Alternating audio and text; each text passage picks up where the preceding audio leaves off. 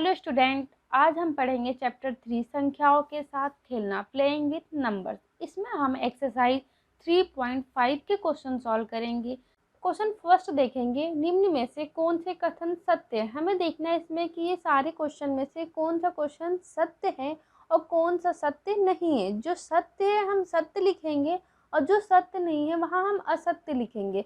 यहाँ फर्स्ट का ए है, यदि कोई संख्या 3 से विभाज्य है तो वह 9 से भी विभाज्य होती है। बोल रहा है कि कोई संख्या है जो 3 से विभाज्य है। जैसे कि हम 12 ले लेते हैं, 12 3 से क्या है, विभाज्य है, 3 से विभाज्य हो जाता है, तो वो 9 से भी विभाज्य हो जाएगा, ये बोल रहा है।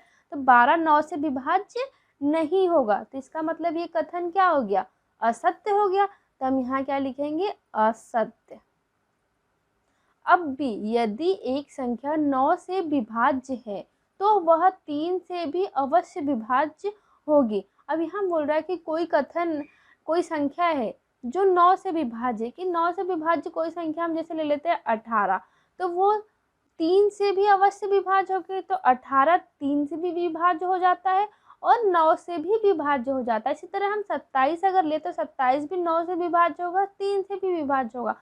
तो ये सत्य हो जाएगा कि अगर कोई संख्या 9 से विभाज्य है तो वह अवश्य 3 से भी विभाज्य होगी। अब सी देखेंगे, एक संख्या 18 से भी विभाज्य होती है यदि वह 3 और 6 दोनों से विभाज्य।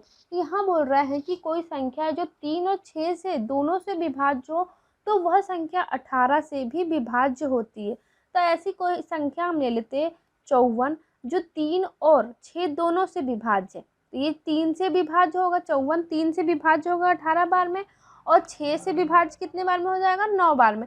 तो क्या ये 18 से भी विभाज्य, तो हम कहेंगे हाँ 18 से भी विभाज्य है, क्योंकि 18 से 3 टाइम में 54 विभाज्य हो जाएगा। तो ये क्या हो जाएगा, सत्य।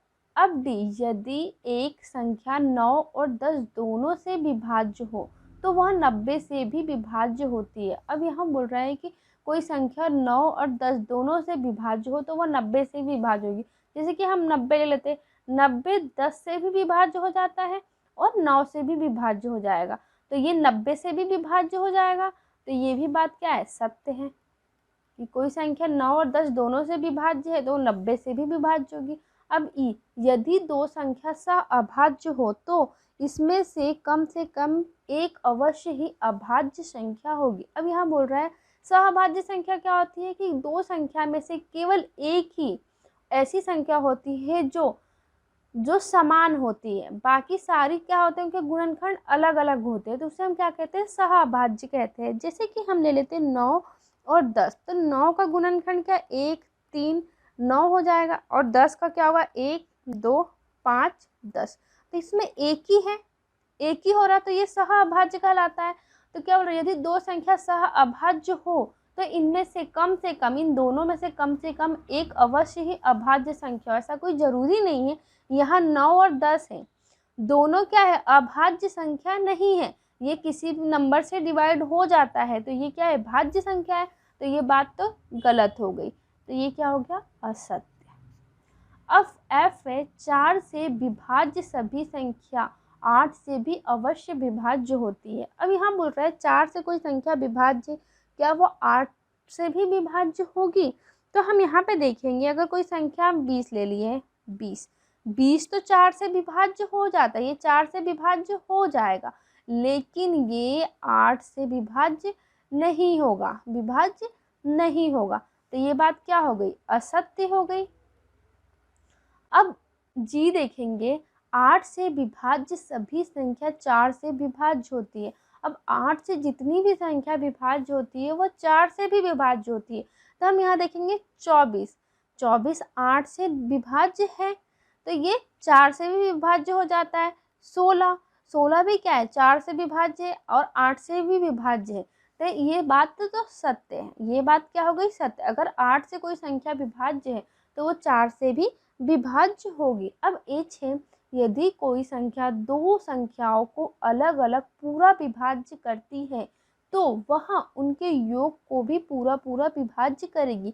यहाँ कह रहा है कि ऐसी कोई संख्या है, जैसे कि हम मान लेते हैं कोई संख्या 2 है जो दो संख्याओं को पूरा विभाज्य करती है, दो अलग अलग संख्याओं को पूरा पूरा विभाज्य करती है। जैसे कि 18 को 2 पूरा विभाज्य कर देगी और 12 को भी पूरा विभाज्य कर देगी, तो वह उनके योग को भी पूरा पूरा विभाज्य करेगी। ये कह रहा था हम इनका योग करते हैं तो क्या आता है 30, तो 30 को भी 2 तो पूरा विभाज्य कर देगी, 30 को भी 2 पूरा विभाज्य कर देगी, तो ये बात क्या हो गई सत्य।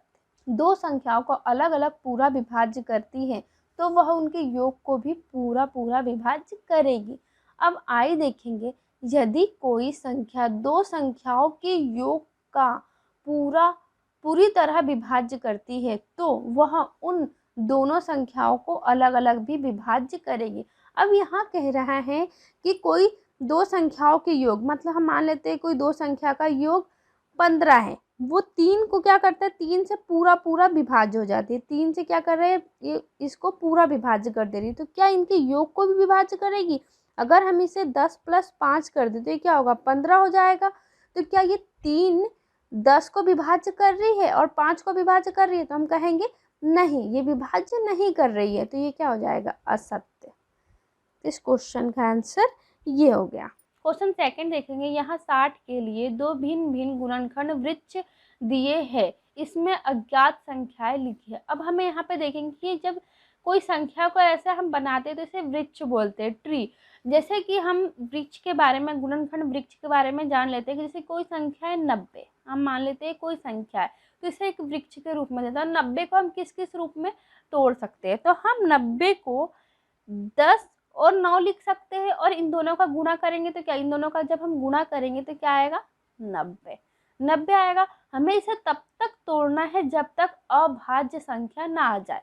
तब हम 10 को भी तोड़ सकते हैं। अब 10 को हम क्या लिख सकते हैं, अगर 10 को हम 2 और 5 लिख दे, 2 और 5, तो इनको गुणा करेंगे तो क्या ये 10 आ जाएगा, और दोनों क्या है ये अभाज्य संख्या, अब इसके आगे ये ट्री नहीं बनेगा। इसी तरह 9 को भी हम क्या लिख सकते हैं 3 और 3 लिख सकते हैं, 3 और 3 का इंटू करेंगे तो क्या हो जाएगा 9, तो ये क्या हो गया गुणनखंड वृक्ष। इसी तरह 90 को और भी हम तोड़ सकते हैं, जैसे कि हम 90 को यहाँ पे तोड़ते हैं 15 और 6 में, 15 छक्का क्या हो जाएगा 90 हो जाएगा गुणा करेंगे तो, और हम 15 को अब तोड़ेंगे अगर तो क्या 3 और 5 में अगर हम तोड़ते हैं तो क्या हो जाएगा 15 हो जाएगा।